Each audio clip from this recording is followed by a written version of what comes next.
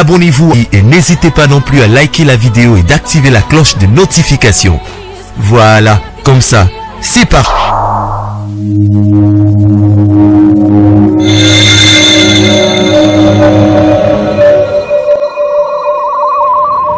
La voix du peuple, oh la voix du peuple, oh si tu es bien. Oh. C'est vrai que la classe est la différence, mais cette fois-ci, la classe en chair et en os à votre disposition. Et c'est là à travers le Flat Hotel Tenasia. Le Flat Hotel Tenasia met à votre disposition des appartements équipés de chambres et suites avec un confort moderne. Une salle de fête moderne pour toutes sortes de manifestations, anniversaires, fêtes de mariage, réunions et autres. Pour ceux qui adorent la restauration, il y a un restaurant VIP à votre disposition. Un nightclub pour les amoureux de l'ambiance responsable. Un service traiteur de renom. Et pour ceux qui adorent rouler en sécurité et en luxure, le Flat Hotel Tenasia met pour vous une location des véhicules des marques. Le Flat Hotel Tenasia se situe dans la commune de Lingwala sur l'avenue Kalembelembe numéro 256 à 2 minutes de l'avenue Libération ex-24 novembre. Salut chers amis téléspectateurs, très heureux de vous avoir nombreux devant vos postes téléviseurs à travers le monde pour suivre votre émission Les News des Stars na kati ya chaîne Abino La Voix du Peuple. Aujourd'hui, dans notre émission, nous avons l'honneur et Abino la sœur Mami Nzungu, chantre de l'Éternel, où vraiment on peut le dire depuis son enfance à consacrer Vinae Kaka pour na rosela nzambe na ye na nzela ya loyembo lelo.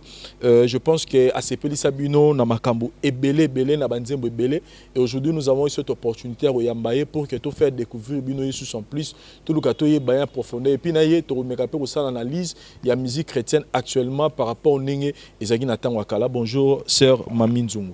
Bonjour Vincent. Vraiment nous sommes très heureux il y a Yambaye na kati émission na biso ce signalant que vous allez de Ronabiso ya vandi mingi na mboka ya France. Oui. Et tout le monde na Kinshasa awa toroye ba raison nino et sali que sœur a dépêché ya na Kinshasa alors que azo réside na Poto même si Kembo en Congo est. Vraiment merci beaucoup Vincent, le plaisir est partagé, le link au besoin na plaisir ngapena plaisir des amakasi mingi ko ya na plateau na yo. Vraiment. Na Kinshasa c'est vrai ça déplacement moko za penza privé mais na privé encore on a profité à paix ko sala musala nzambe de gauche droite voire même des tous aboyés to wutika ko kumisa nzambe et après to kimimba on to bito ya mona ya Vincent. Voilà, en tout cas sinon libota na poturuna tout va bien maramutezo qui est bien. En tout cas nzamba zo sunga bisika nyoso ka nkolo so zo sunga na été donc nzamba zo sunga biso. To redécouvrir le Sœur Mami Nzungu na parcours na ye Sœur Mami Nzungu pour ça wana eroye melanzambe mwana mwasi musuto mona raposa ko kangasuki posa rozala boy mais yo posa na eroye melanzambe utayo wapi. En tout cas kobota manangai na botama vraiment te ke na posa mona biki na yembela nzambe non. Et surtout biso na Congo tous avons la richesse belé oyebi angopé donc beaucoup plus na loyembo tous avons vraiment na yembi mingi autant souper de l'opé dans tout mona bango te mais baza ba réserve en colo bazali kobota manangai déjà biso to yemba déjà tango bota mezo yemba déjà kolela ya ko ya ba bébé nde babota maka et koyemba musu ezaki nde tozo sokola tout le monde a phénomène wana ozo yemba donc oyemba ezandi tu peux ba aussi fulano déjà ba do so yemba kitoko c'est ça mais na tikala kozana idée moko te ke un jour de na yemba tant kokola dans zo poussa na penser mo yenga sikoyo na zaka mingi ko linga ko imiter même à na école place ozo tanga moi ba événement toujours en école na fin de l'année il faut battre suba yemba battre suba bina il y a beaucoup plus besoin d'interpréter mingi na loyembo na kenaki toujours interpréter trop na groupe na biso bazouk machine donc bango vraiment to banda ko interpréter bango mais idée ata mon côté ezaki o mama oyemba on a ko yamba yesu na bo moinanga lokwa mokonzi pe obiksi na église nanga piva pierre vivante o ba onyo so ba otala émission parce que mingi pe balandaka émission à la voix du peuple chaîne à la voix du peuple donc na kati ya conversion nanga ezaki pe kutu lisola ko yemba te ezaki beaucoup plus na travailler na le bango mingi na travailler na intercession na travailler na fermissement à l'époque au monde aux engagement te aux na bana te aux charge te na yebi question na wuti na classe na zongi naza na temps nanga na kosa évangélisation naza na temps nanga na ye okutana bato affermissement un moko mpe ozotravaille na intercession mpo yango nde ezalaki vraiment base na ngai donc lisolo kuta koyemba ezalaki te lisolo akoyemba ekoya chaque fois ezalaki chorale moko chorale wana mpenza nde ondire nzambe akendaki kosimba bango na nzela na bango nde babimisa mpo eloko wana kati na nga chorale wana bazali so bazoyemba ya versant donc tu sens que nzambe aokita donc c'est comme si bango bazalaka so babandi oyemba nzambe akiti chorale wana bazoyemba tellement bien que tu sens la présence de Dieu na ma voix na bango na ba parole ezao bima ba loyembo bazali koyemba wana c'est alors que na décidé qui na intégré qui chorale la grâce quand na pierre vivante na intégré qui on peut facilement na intégré qui chorale wana tant on a côté déjà du genre quand que lobby pe na koyemba mais ba fandi senga susu après des années donc faut qu'il apprendre il y avait des principes faut qu'il apprendre les susu koye ko la makambo belé kokota il faut pas présenter oyemba kokoti sur retraite makamnyo soana ti ndena ko koyemba na église après koyemba na église na ko mata moi pour ça na siko bani koya na yo mata moi gade ba yo kotanga na groupe d'adoration siko église où ça qui vraiment que chaque dimanche ba yemba koyemba ezaki ko prévu fato sala album moko ndenzamba yo sala ngangulu na yo ke de France tant na ke kuna apena na Kinshasa koyemba penza zaka église donc star ka église na bino voilà na ki star na église na donc na yo kende Paris na kuna nde nzamba ya kosala ngolu na nzela ka ya mutu ndenge nzamba sala toujours apambola mutu kana nzela mutu ngana ba Melchisedek azaka moko o bibelo ba na ancien testament donc lelo nzambe po salanga alekanika na nzela na yo donc na koyi kutu koluka te na boudé na ba te ya Vincent te Dieu na ba principe na ye aza na capacité ya osalanga kana nzela mutu po biso to ko permettre te ke mabanga nzamba selanga na nzela libanga te asanga na nzela mutu eza ozaki Frambuta nde ay ko zwanga na yo kota na groupe sans passage à partir de là ezaki na bato pe mingi ba ko découvrir ngai eloko oyo nzamba tchaki katanga bato ba ko découvrir ngo jusqu'au point que na 2006 nde na yo banda carrière solo et tina mkola tozongi muke pa frère Mbuta esika po yo pena yo kotaki pena na nini pena komi suko pena ya kende ba studio comme pena suko pena musala album boyima na frère Mbuta oyo participant album comme na ezalaki Don't Forget to yo kamo lo mo yima na kati wana yo zong sa batuma nostalgie muke zaneti obongi na lokumu nzambe na babulami tuimbe ye poa mulami kololembi sakanda nazali mwana ya bilaka le fils de la révélation ne meurt jamais et puis deyo aso banga na musique ya nzambe to ke nzembo na lela ngo mabe yombe yemake wana place wana moni deyo na yebi na ngai deyo na ko sala makambe pala voilà en tout cas ça ira bien et ça ira bien ce qu'on a battre na sala mutare biso pour ta partout là donc memanga mabe oyemba yamona chiluba te ezaka na lingala siko te ma façon tant musu to yembela ngo ekende ti mwa nani kolo lembisa kanda nazali mwana ya bilaka le fils de la révélation ne meurt jamais nama ya misonanga kolo pusana pembeni tuimbe ye poa mulami na utana lingala to mélangeons na chimba wa maïla et moko dambuta mais ce qui tozongi mo muke na frère Mbuta au tabi que place aux hôtels na poto na PC Mbote frère Mbuta zo qui apogée moko makasi na musique na ye je pense que album o pe bino bo accompagner ki wana yo yemba wana eza lelo parmi ba chef d'œuvre oyo bato ba yo kaka mais nini sala lelo to rasu comme on a été misala ne ka ya kala net musique ka nde ya kaletika la mais elo nini sala na musique chrétienne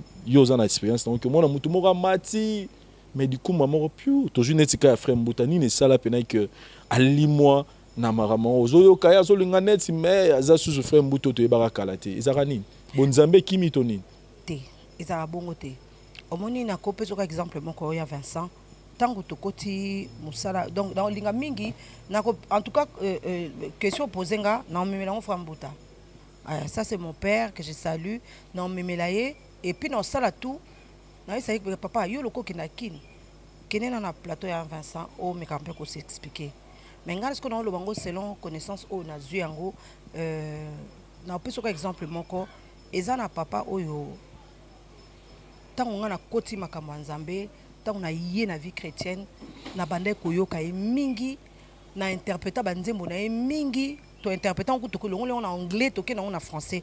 Ron Kenoli eza na génération o ba obima lelo ba koza peta msu ba yebi ete mais banzembo na ye ti lelo eza toujours interprété. Eza interprété Ron Kenoli abunga te ti lelo aza na ye kaka. Wana eza phénomène moko o eza phénomène monga na baka etali Nzambe. Yango moni na kati ya Bible so totali o mona ba livre eza belé. Sinon te Nzamba nga tiaka livre ka moko Genèse. Yango mona okotala par exemple moni so toza na avion, même so totala pe na se o mona tant na oloba no pona yebi ko yebi. O mona ba montagne eza. Pourquoi montagne ezalaka ekei kaka ekei kaka ekitate. Eza ba phénomène moko o etalaka Nzambe moko. C'est-à-dire soki Nzamba lobika asalela ka sœur mami. Nzambe lokola aza na bana na ye ebele, aza na capacité bike moment oyo na tchena no Vincent, un moment aussi viendra abike non, peut-être Vincent, maye le sili Vincent c'est pas que Vincent makabo silié mais azuka mutu mususu abimisi mais tant musu mutu na pe o Nzamba abimisi tant musu mayele na zozango source nezaki Vincent ozomona. Donc pour dire que koloba pena ke mutu abungi mutu aza souté en tout cas phénomène na baka etali Nzambe pona moment autant ozo bande tikama obunga boye na moment au frère Mbuta azali frère Mbuta sala misala. Mais frère Mbuta to yebaka le roi Léo par exemple au moins ba frère Moïse Mbi ata bimisité mais ozo sentir que frère Moïse Mbi aza ba frère Mike baza bandeko nanga o nga na linga mingi. Ah dobino bozo cibler les kambo ya simine ba poto za cimetière ba artiste dobino ba mise chrétien bo cibler même pas eza beaucoup. Wa misa mukili ba na poto ba ça succès net il fallait avant na poto ma ça succès. Maza na poto. Avant na poto. Oui. Je pense pas. Il réside en Europe depuis 2013. Il réside mais depuis souvent, 2009.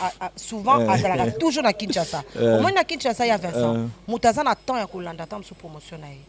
Na yebite so na s'expliquer mabe. Na za bande ko na basi ona linga mingi oto so na bango bien o baza na ba kombo makasta mboka oyo. Quand on parle avec eux, ozo yoka penser na ye. Ozo mona mutu o afandi awa za na temps ya kolanda la promotion na ye. En tout cas, je choque personne, ça c'est ma façon de donc frère Moïse Mbi so ba ça ba succès na kini za po bavana na kini. Non, c'est pas que ça succès cause après tant monsieur ezali eza temps moko oyo eza moment moko nzamba pesier. Mais le fait que aza sur place, il y a Vincent. Tout ça nga na calcul. Mutu aza sur place otonga ndako na ye. Na mutu aza musika azo sala ba demande ba tongela ndako. Au moins souvent bato baza musika ba yakaka oyo ka mutu ABC. Bozonga Kinshasa. Mais ozo bosela nzamba ngona Kinshasa place nzamba tombola ibino. Il y a Vincent lokoyo pesi idée bongo. C'est bon. Totala qu'est-ce qu'on va faire mais moi je crois que attends en Europe kuna pe ça pe na bato pe baza na besoin na biso. Ozomona. Et puis ko le balikam de ta cimetière nga za kana ngutu d'accord te. Ezalaka likamuka que non lelo oyo na monde lelo tozana bino. C'est-à-dire soki nzamba lingi na ye que musique sur mami nzunga osala et ça sous makelele na nzela na yo. Mais sinon il va bien, il est toujours il va très bien son Dieu toujours surprise fois ça là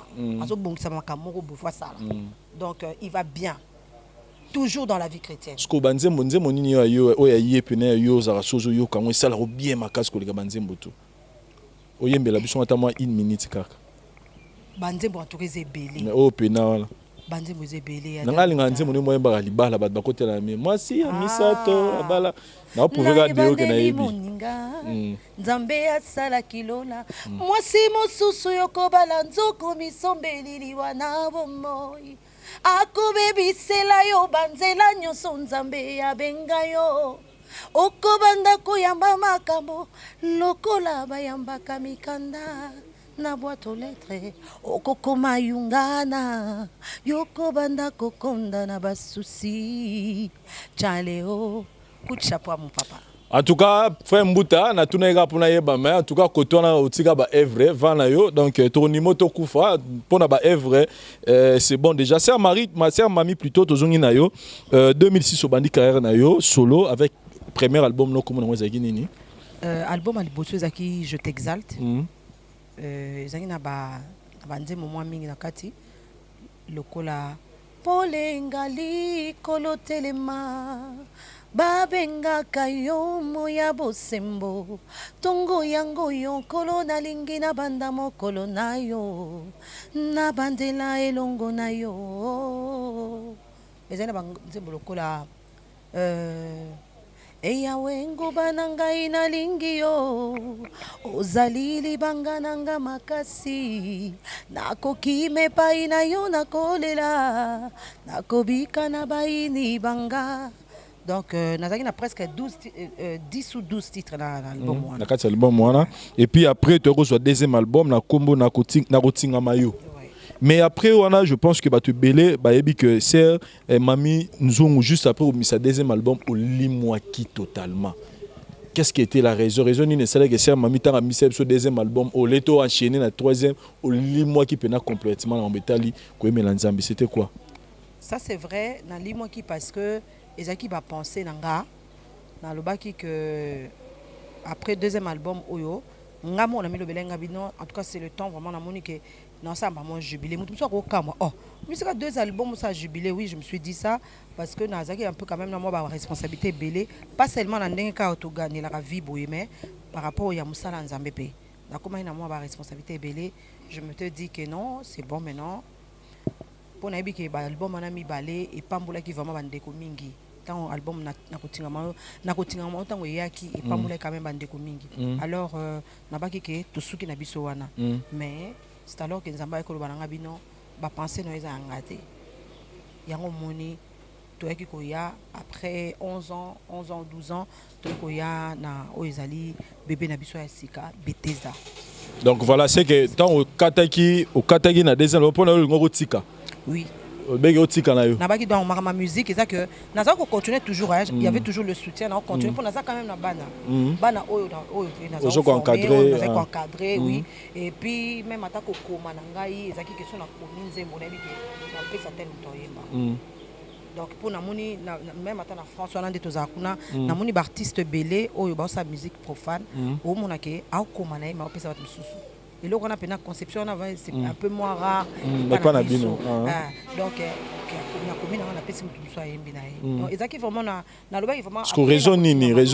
ça que bon voilà pour en tout cas na Kotinga Mayo les albums na suka na sala. Qu'est-ce qui ba raison ça qui vraiment nous etinda ki lo ba ki arrêter avec ozwa recommandation monsieur Nzambe. Ouais liboso pene zaki beaucoup plus j'ai senti le poids ya ba responsabilité na commun nango pour dire vrai. Le poids et la responsabilité na koma nango na mona ke ndeti ki na koka sauter ezaki poids et la responsabilité wana mais nzamba yo tali sanga le contraire pour noter sanga que yene mtazo ba ton charge yene mtazo capacité à créer ba espace yene mtazo capacité à créer ba temps parce que jusqu'aujourd'hui au jour d'aujourd'hui eza na msu na sala je me pose la question to on peut butu na sala ngo pe silipe bon événement peut et sala mi pe silipe donc j'ai compris que c'est Dieu. Donc c'est fier qu'il y a un peu de force et puis que non c'est bon jubilé nakata tout ça mais c'était pas la pensée de l'Éternel. Et yangwana lelo et libiso mo na biso Bethesda. C'est ça. Et ça déjà prêt ou bien besoin on aura ta studio. Bethesda déjà na marché. Et bima déjà. J'ai bima qui a mis autozo kene na tozo kota pe na deuxième année nango. OK. Troisième année depuis bimi. OK. To kota en 2020, troisième année nango de to kota donc na boisana on a 2 ans et Bethesda tango yaki et Bethesda pe na pas moli nzambe parce que j'ai compris que ezaki yé mon nzambe. Pour Bethesda lelo ezana batu su o ba o découvrir ngo ezana ba o ba découvrir ki ngo tamso découvrir ka nzembo moko asepe nango o lelo suso a mutu moko a obetolo tsobi alongwe kuna nzembo a découvrir ka comme na deuxième nzembo tout ça musala nango ndezo sala na o pambola nzambe pour na comprendre que ezaki nango ezaki o ya lobaki o ya lingaki nde bébé o abi.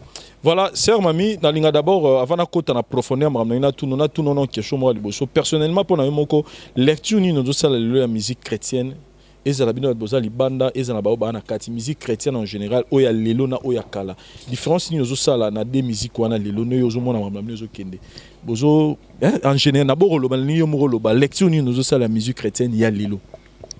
Bon, lecture on a quoi ça en tout cas dans le domaine belé moi que so yo mo lobi panza.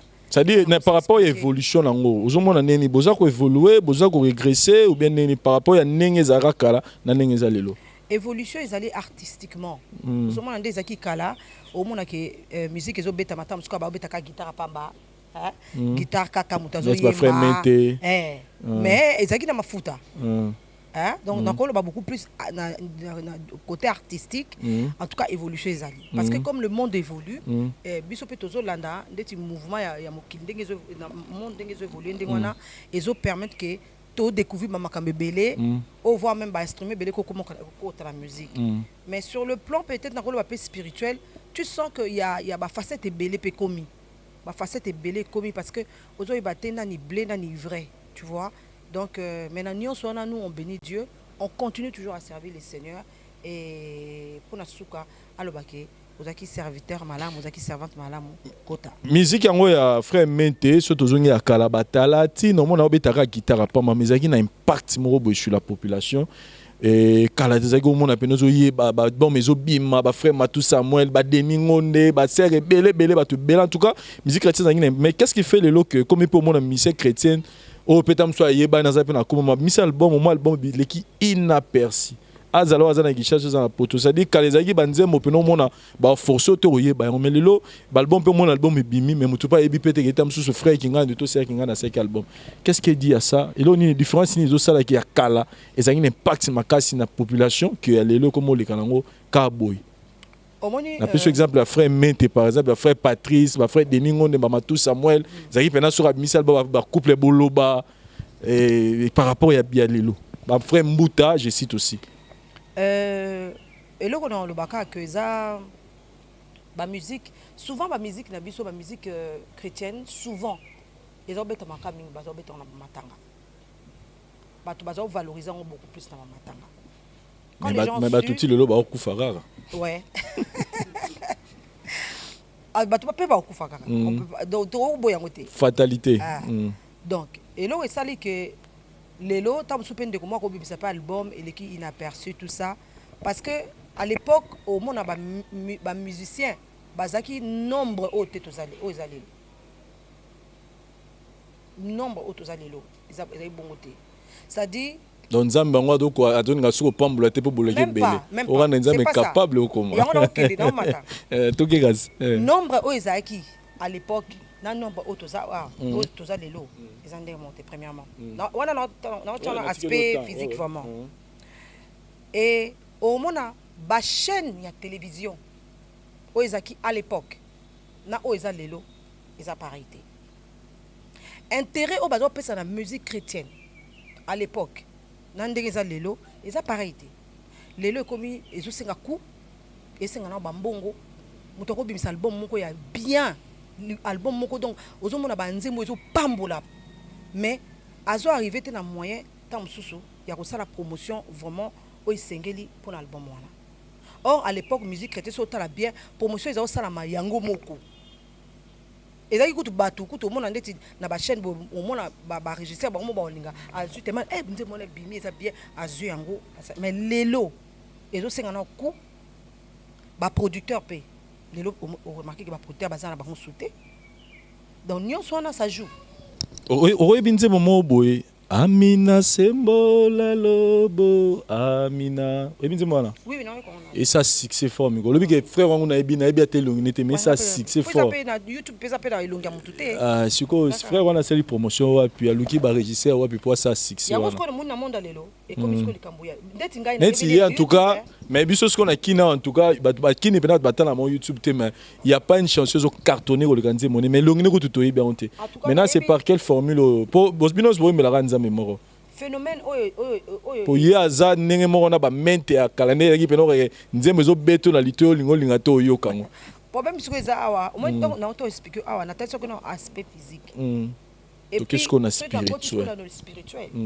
ce qui impact les à la tête na yebité ce n'est pas que nazocha bande comme sous à côté ezaka makambo nzambe ndenga o memela bana na ye ozomona mutu soki eza temps wana nzambe soka che temps wana eza temps ya Vincent et kozalaka bongo vous comprendre pona ndeko na ndeti frère websinga nga eza kutu sœur na nga mo mutatidela nga bi ah yaya écoute cette chanson j'ai beaucoup aimé atidela nga kutu na WhatsApp kaka abi j'ai regardé ça sur YouTube na tchaki na nga kamona to tchaka ka au lancer ka nze mo na YouTube de YouTube azakazo lexa donc so epatidela nga ngote peut-être na ngena iba pende côté c'est que molimo na nzambe aosala pe promotion pour ndeko wana.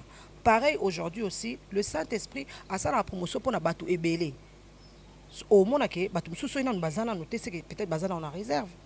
Est-ce vrai que frère babimara poto remarquer na otanga ba koma batuté mais batu so ba otala ba comprendre. Et ça frère mingi ba bandara mona frère ayemi amina wana. Azalora ba frère ebele belé pe ba sœur ebele belé ba bandara pe ka bongo. Est-ce vrai que ba msu baza romona l'air azana ne loroté pas si to azo bundana no soki nzembo sali succès bonzambe za la tant succès ya konire c'est vrai que ba msu ba kimi sara bonzambe ça dit romine pe na revivre le roi star moro boy il se permet de faire n'importe quoi tout le monde ba mission msu to yebaka ba sala pe ba succès mona na nzembo moro bimisié mais juste après mona succès sara na nzembo na ba pro mona azo ke kana shit pour ne pas citer les noms des gens. Je me permets moi-même je m'autorise de dire oui et non. Parce qu'on a des exemples de oui. Vous êtes frère Wana. Tant à Banana Nzemone, ça a bimana Nzemone, ça a succès. Frère Wana. Après, c'est l'album a mis balai succès. Au moins, les temps succès au moins, c'est bon motoyer au moins aller. Bablo, on est comme le gars inaperçu. Et on habite. Je me permets de dire oui et non. Parce que ça là, frère Oyo Lobiwana. Frère Wana. Na sœur Wana. Ah d'accord. Donc au moins que Bonzambe ezali. Mais tant que peut-être que maté koki ko gérer ngoté na benga ngo ezali ti manque ya maturité a koki ko gérer ngoté et comme ba oyo comme ya sima donc tellement succès a koki té mais frère wana pe mususu wana tellement que bonzambe ezala ki abimi pe ti siko a continuer toujours parce que maturité tellement fanda ya on moni a continuer toujours et on a je me permets de dire oui et non par rapport à frère X na frère Y.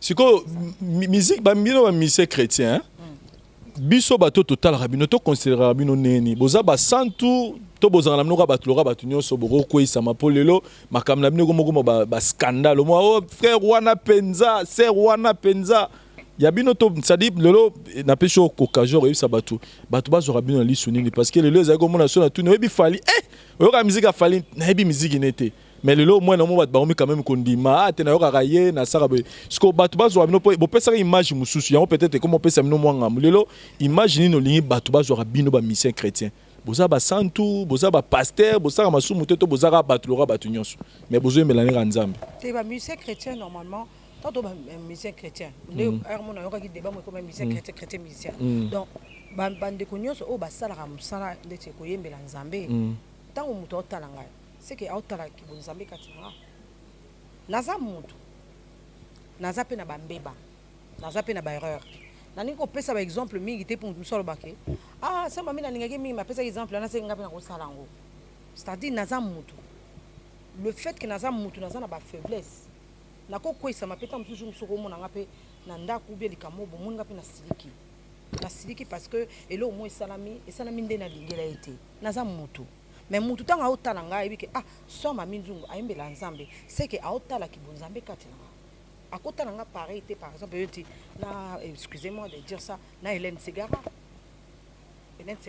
une de nos chanteuses françaises oye so kata na scène peut-être façon olata nga so to vena papa biso to tala ngote be to vena maman to tala ngote ozomona c'est-à-dire mutu tanga otala musicien chrétien azot mona ke tin oyo aza mutu ke na ko kipe ko consulter ye na yo kapeli kanisa nzambe na yo kapé penser na nzambe tant mso na souci ndeti il m'arrive beaucoup plusieurs fois et que na ndeko moi robenga nga saka na besoin ya penser ya nzambe na moi dossier moi souci moi likamo kazana donc regarde oyo tant ba déjà question mami nzonga za musicien chrétien c'est clair on voit Christ en moi.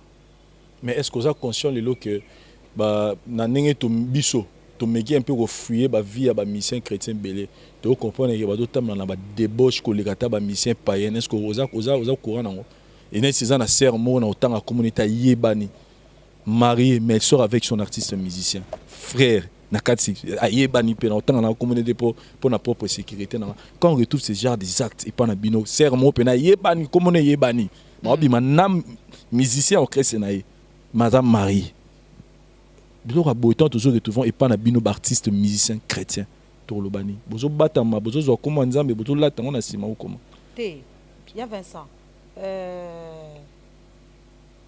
batu oyo ba loba na ba moya musicien et na artiste na wana pena na loba ngo nazo peser pena donc so na ngira na permission na tanga komune mais na permission na te bon eloko ka ezaka moko te ya Vincent yo posa na rôle oza pe na maloba kolobati okoyebisaka ndeko yango pe olobini kaka non tala nga na talela ko na lisu mususu olobini kaka nga na talela ko na lisu mususu tango osala ndenge wana ozotungisa ozoderange tika.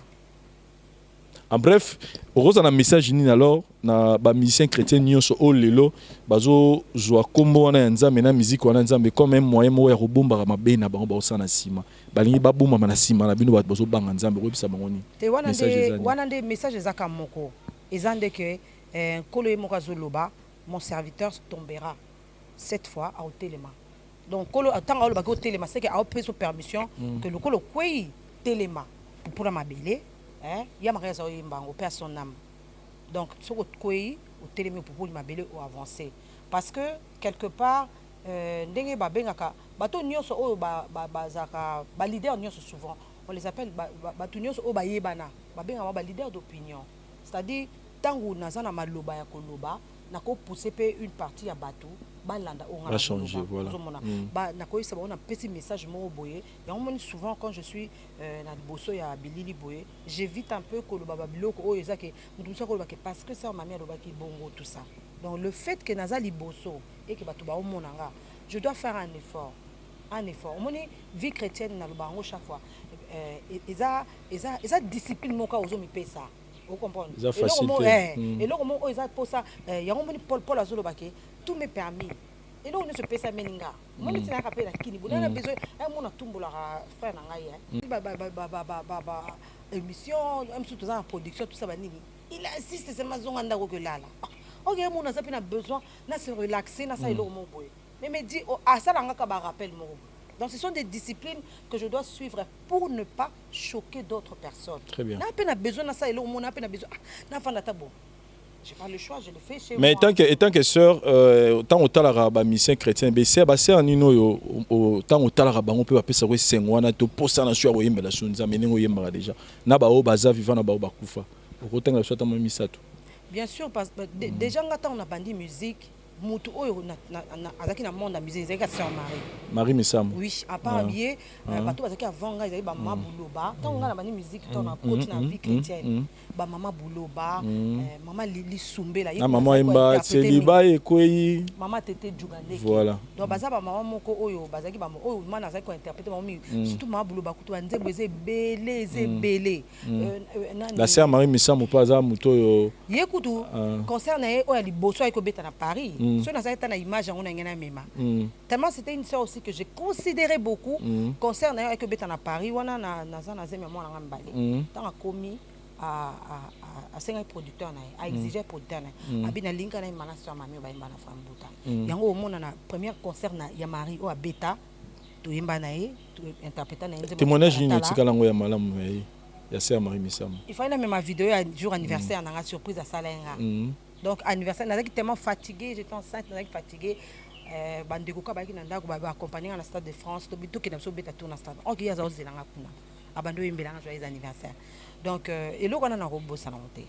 Donc ya Marie. Tant on va kufaka et ça la. C'était vraiment choc.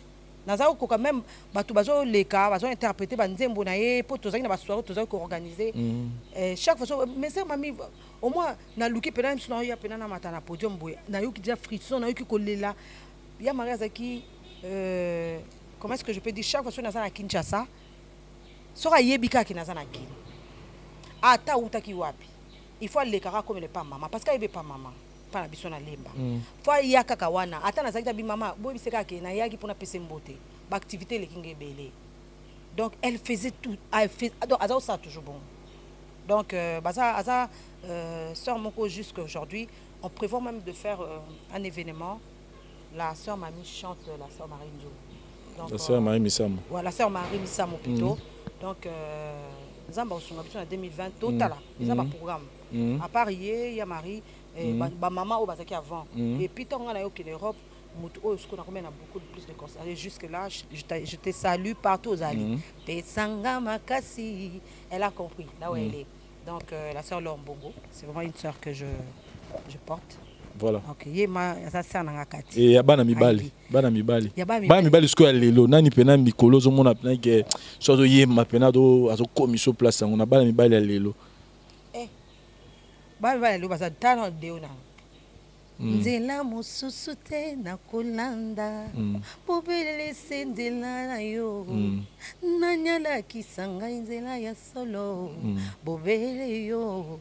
Donc, baza quand même ébélé. Frère Moïse Mbiye. Bien sûr, le pasteur Moïse. Donc, frère Nani P. Nani. Le frère Mike. Mike Kalambaye, frère Moussousou Nani. Ah, il y a au Canada, Mingiboy. Pasteur Michel Bakenda. Bah oui, Michel Koutoutoza na Nzembonaye. Donc, je crois sur OP ça se passe au Tchango. Ça, en ce moment, on a bêté Zawana, on a pasteur Henri Papa. Mais tant on a eu au bêta concert à la showbuzz. Donc, on a équipé l'équipe à Paris pour préciser. Je les salue, équipe Momba trompette du soir à Paris. Parce que à Naza, à Kinshasa. Donc, tant qu'il y a qui pasteur a une mission à Lubumbashi. Alors, il nous fallait mutuka ofaka yemba ndenge pasteur a yembela. Mais Dieu a fait grâce na bengi Michel Mba moko abina ngai non ya mami envoie-moi tinela ngai nzembo na tinela nzembo to zata tango répéter te to répéter te quand to yaki na podium wana na showbuzz wana au mona ka ba image nde to beta na ye. Vraiment je dis merci à toi ya Michel. Merci, merci. J'ai pas eu le temps de te voir, mais Oebi qui n'a pas autant commis dans mon thème. Que Dieu te bénisse. Voilà, tu peux m'amoukier car pour toutes ces émissions, moi, il y a un concert à Showbiz et puis tu se retrouves après. Merci.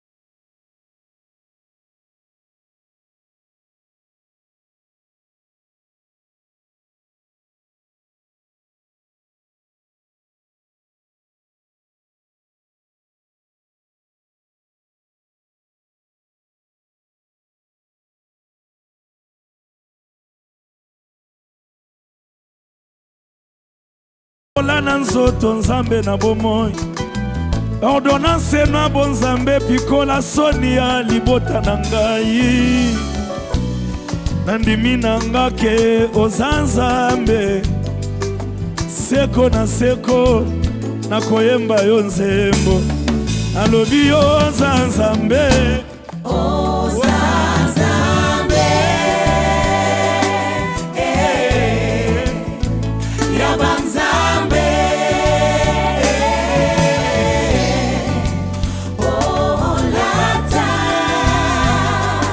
Game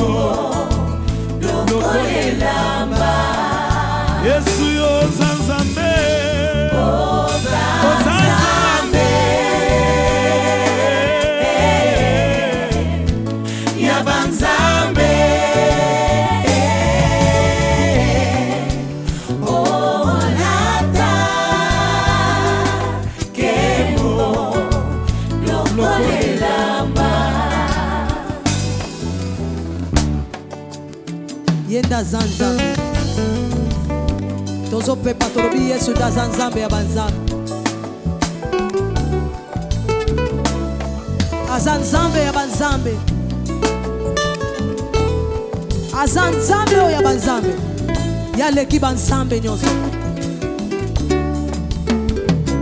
Nani akopekisa yo loba te o Ozanzambe souverain Ozanzambe autorité Ozanzambe le créateur Ozanzambe souverain Ozanzambe Zambe nangai Zambe yako yembela yako binela yako kumisa ya Michele yemba Osana pesa motema nangata mikro Eloba oyo motema eza limité pona koloba paske naza pe mutunga yoyo Likolo na nyonso yo zali Likolo oyo tomoni na miso eza na mingi toyebi komona teme yo oyebi Yesu na ngai Na calculatrice na yo ya bonzambe o Ozo kalkile nzoka lipamboli ya vinanga wana nazolelaka na vi Yesu yoza nzambi ya banzambe awe olata kembo ndeti kaka elamba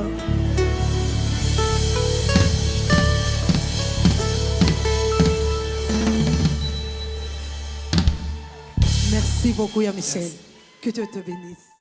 Elle s'appelle la sœur Mami Nzungu, elle est sur 3e album na komba Bethesda, donc allez na ba place party ba CD physique, pourquoi pas na ba plateforme internet bokende ko se procurer banzembo gitoro ko aider bino na ba adoration pe ba louange na kati ya banda on a to na église ou pourquoi pas na ba fête. Sœur Mami tokomi na ko na suka émission na biso toza ko consommer na notre 3e album na biso Bethesda, mais sinon ba programme ni neza o bongisi pona bana nzambe ba otala biso na mito.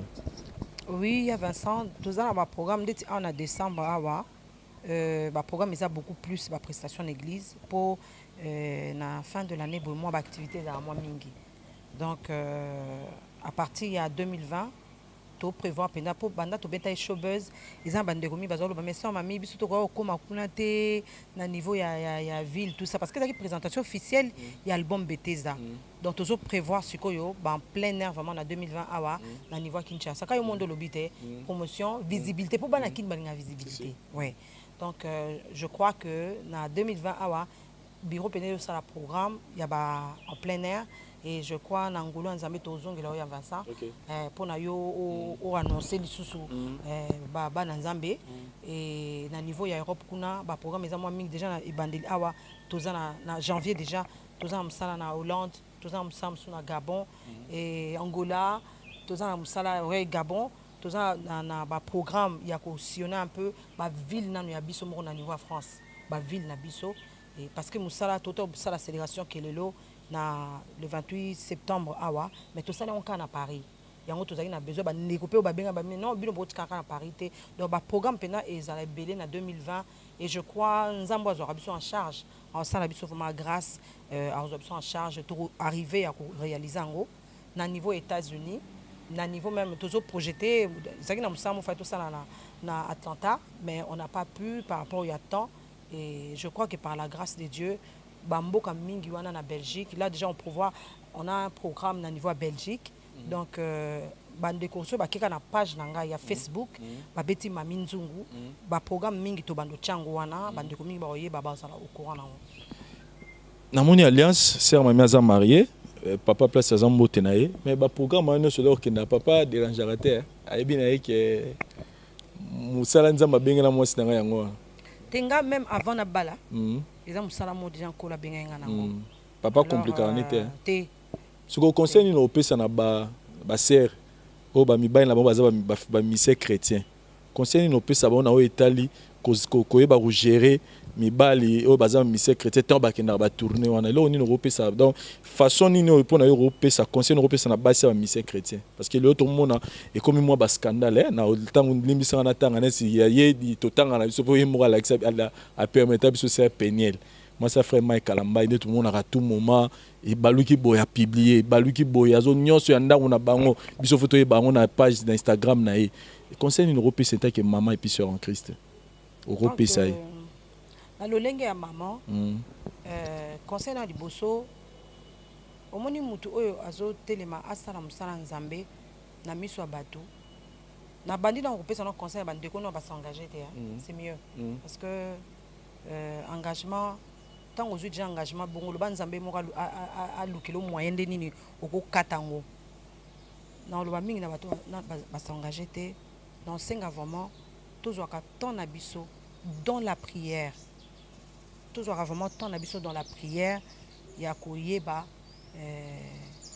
ko pona ba partenaire et ça très important surtout quand on est aux leader d'opinion et que au laisse à libota nzambe c'est très très important parce que oko okutana na mutu mo ke olingi ye mingi oza vraiment na bolingo na ye mais et ko sala ma que diable pas profiter pour ma mingi za ka satana ndem talinga ayo biso soni nde pasteur a te biso semaine on bat pasteur a sur l'opprobre donc diable azo lingaka oyo kaka soni ayo lingaka oyo ka soni alors pour ba ndeko no ba s'engager te non senga na bango ka que non bobonde na mingi par rapport à ba choix pour yo lobi mingi papati lobi kota ba maman te maintenant OK pe kota ba maman na ça peut pareil ba jeune sœur o bazo bima o ba sala musala nzambe pour mona jeune sœur mususu aza pe nazo briller azo yemba na musala nzambe tant ka kotika libala boy o senti ba moko papa bandelo ba non koto non koto non au moins appelle limo donc ko bonde la ka nzambe ba choix o baza bo bino bozo sala wana donc faut singa pena nzamba orienté bino très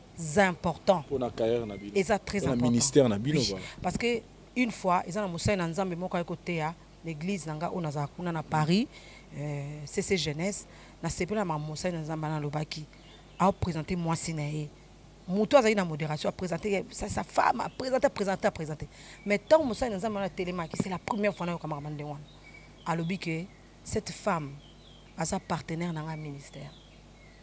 Elle présentait qu'elle était comme ma femme, des bâtiments à vanter, moi c'est rien. Elle a sa partenaire dans un ministère.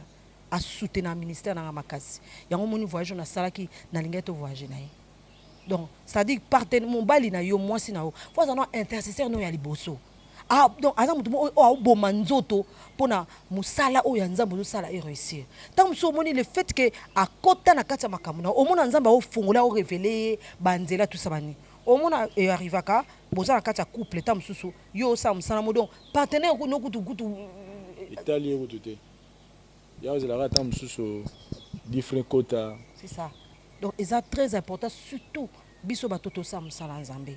C'est très important pour ça la choix avec le Saint-Esprit.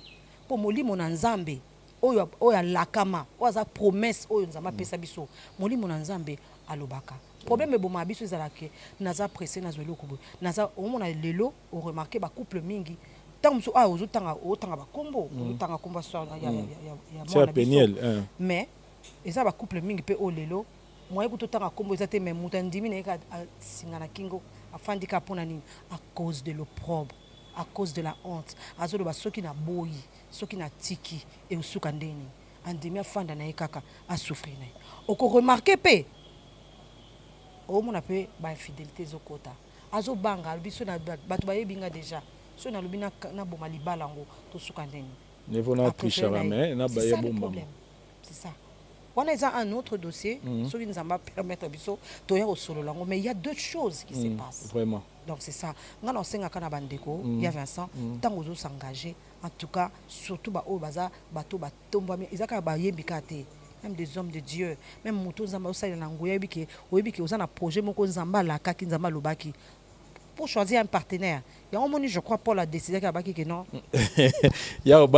Voilà, merci beaucoup, chers amis téléspectateurs. C'était votre sœur Mamine Zungo Tuyambagi Lelo pour la compte. Il a présenté Bino, Misala na Neni Nazar évolué parce que Azamuto, Bolingarami, Bolandarami, Banze Monae. Sinon, on a invité Bino pour consommer encore l'album Bethesda dans différentes formes. Mes sœurs, Mami, message à Souka pour la bandero Batalibiso et puis numéro de contact sur les apps pour la bandero Baolukayo, peut-être dans la production. Et puis, sur le mot Bamboteza, la bandero Bazota. Merci beaucoup Yann Vincent. Merci vraiment. Il y a un plateau et ça vraiment pour une grande joie. Et ça merci na bandeko no so balandi biso na ndeko moko yo azole la tango yo na ngina biso loko moko espère encore. Liki ya lisusu. Dieu est capable. Compte sur Dieu. Omoni muto zo compter pa nzambe ayokisa masonité. Année otozo kotana sika na ngina pesa vraiment ma meilleur vœu na bandeko nyonso balingation ma minzungu. J'oublie pas le trompette du soir. Il y a Paris, vraiment na pesi bino ba meilleur vœu. Makambo ezalaka ya bien ya kitoko. Année asika to loba ke non à l'opprobre. Non na soni pona loba na lingala. To boy soni. Soni na ba domaine nyonso to boy yango. Et bandeko nyonso baza besoin de contacter nga, bako contacter nga na page na Facebook Mami Nzungu, so ba komeli nga na répondre. Nazaka vraiment attaque toute activité zébélé zamba zo biso en charge a comment couper c'est moi possibilité ya ko lukaka ba espace miraculeux donc na osenga na bino ope baza besoin de contacter nga na nzela ya téléphone beaucoup benga nga na 00243 89 89 688 91 même na WhatsApp ka numéro wana bandeko mi ba mais ya na Paris ko ba ope sa numéro parce que numéro ya on na salle la même na WhatsApp ceux qui vous contacter nga na numéro wana aux productions, aux Likambo, en tout cas, appelez-moi, tous êtes disponibles pour le service de l'Éternel. Bah, on a un album, il y a Bethesda, vraiment, bah, c'est procuré nango, Bosombango, et au Pambolabino, na ba plateforme ezali. So pour luki sur ma minzung na YouTube au monae. Donc, na sengi la bande kopé bo s'abonner na télévision Maminzungu, abonnez-vous vraiment massivement. Boye ba nouvelle Maminzungu, boye ba maminzo sur ba activité nyonso oyo sur ma minzungu sala na YouTube abonnez-vous na page na Facebook sur ma minzungu azali na Instagram so OK au taper sur ma minzungu donc eza sur la place to ba na ozoye wapi donc partout ozwanga bamanzamba pamba bambote na bande kwa dotala biso mi pe na papa donc présence dans des mbote pour naï donc mbote vraiment na libota mobimba mbote na bandeko nyonso oyo ba soutenaki vraiment célébration kelelo bango na kobosa na bango te baza teme belé moyen tanga ba kombo ezate bandeko ba soutenir célébration kelelo même na musika bandeko ya Allemagne ya Belgique ya Hollande au atana musika ba soutenir qui vraiment je vous dis merci je n'oublie pas mon frère de haut je n'oublie pas surtout mon coach le frère Alain Ngolo en tout cas ba mbote mingi ba meilleur vœu en tout cas ano ya sikeza kama kamba bien ba nouvelle kaya malam. Voilà, merci beaucoup na bandegonos bozu temps hôtel émission yo na pesi merci na ngai mingi na président Kadimamou Kendi balobi Winner Star Cargo toujours de l'avant agence ya Makasi et puis na pesi mboti na Truman place aux na Dubaï wana pourquoi pas Dams Business na niveau Dubaï wana et merci na ngape na Herman Ngumba les jeunes millionnaires Babi Oasis mon frère pourquoi pas Gigal mon ami de Dubaï et puis je pense à Echeverry Mouzango les très spécial du sénateur Adonis Ngambani. Merci Nadeo, merci na coach coach Verlaine donc mbote belé merci na Dari de Wantesa pour la prise de vie pour la bande renos pour tout hôtel émission automonani prochainement na ba différent na ngolo belo mo ya Vincent na ko ratango te donc na pesa ba mbote nange belé na famille nanga ba soutenanga tout le temps Lambert de Paris.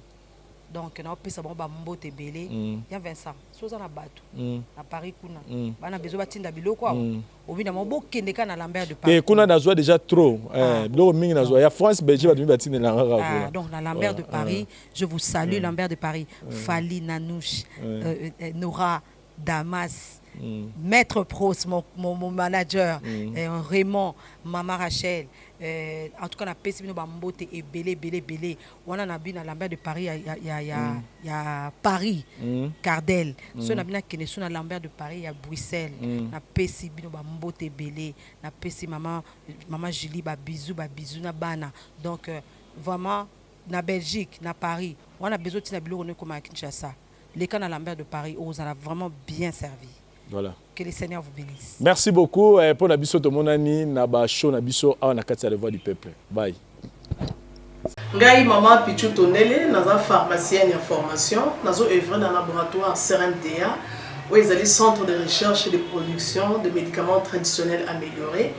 Tout est à disposition de bino cosmétiques, tout ça l'industrie cosmétique enrichie au collagène, ils ont traité tampons, ils ont traité rides, ils ont traité poche, ils ont traité imperfection mingi ya peau, pour ça il y a un sérum sous forme de masque, tout ça l'industrie crème réparateur, ils ont réparé pour ce qu'on a un problème avec acné, boutons, mapalata, et puis comme ça il y a un sérum où ils ont enrichi dans l'acide hyaluronique.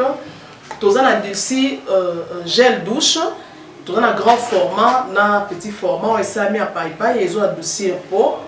Tous on a d'ici cheveux, ils ont collé sa souki, cheveux abîmés, souki ils ont quatre na pamba, souki ils ont ba teinte, ils ont bondi sango, ils ont retardé repousse ya cheveux blancs, pour ça il y a une huile na bain d'huile.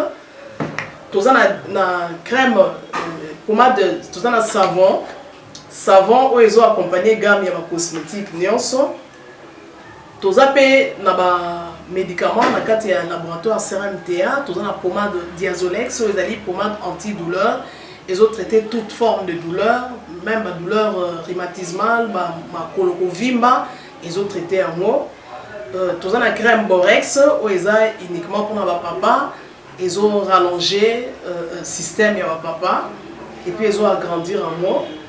Tous on a Diazostimule où ils ont dit produits ils ont traité différentes formes d'impuissance sexuelle, éjaculation précoce, dysfonctionnement érectile, faiblesse sexuelle en général, et pas ils ont traité frigidité, ils ont sous forme comprimé. Tout ça la Zinguinalis, présenté sous deux formes, comprimé à sucer, na suppositoire, où ils ont traité différentes formes d'hémorroïdes internes et externes. Tout ça la méamycine, où ils ont traité la levure. Tout ce qui est MIB, tout ce qui est maladie, kyste, il y a MIB, ils ont traité en haut sous forme de comprimé dans le sirop. Tout ça, la crème méamycine, où ils ont traité tout ce qui est maladie à peau. Genre des maladies à PC, mycose, c'est là qu'il y a mibali, surtout, ils ont là, sapatu, maladie, l'auto, méamycine crème, ils ont traité en haut. Tout ça, la allium. Allium, ils ont traité toute forme, il y a hypertension, ils ont normalisé tension, ceux qui tension est mataga, à normaliser, ceux qui quittent à normaliser, et ça à partir de aïe. Tout ça, la menga, ils ont produit anti-anémique, bateau connaissera problème et anémie, quelle que soit l'origine, menga, ils ont remonté, ils ont tonifié un peu, ils ont plus de énergie dans les autres. Voilà, ils ont gamme de produits CRMTA, laboratoire où ils ont travaillé essentiellement dans les phytomédicaments, dans les plantes médicinales. Donc, nous avons tous les produits au moment de l'Ibosonabino et ça mis à partir de l'anxiété en bon Arabiso Congo. À part qui si on a si côté de l'Abino, tous les malades qui sont autotraités, tous les préparation personnalisée. Dans le cas de myome, par exemple, tout ça une préparation mon corps pour permettre de réduire la dimension de myome pour faciliter le robota. Tout le monde qui si peut se rappeler, tout le monde robota, voilà tout traitera en couple. Et contact nabiso na Kinshasa, ils ont plus 243 81 83 13 322 plus 243 81 83 13 322 plus 243 89 89 33 855 et Nalibanda, tous en a plus 1 514 329 12 56 plus 1 438 765 64 73. Voilà les numéros à contact na biso bandeko bakobenga libanda na ka ba maladie songolo pakala maladie oyo ba tene tondante oyo esalaka ke moto abima bamafina na mutu to traitaka ngo pe donc pour contacter biso opposer problème na yo to ba plante nini oyo ekozwa solution na problème na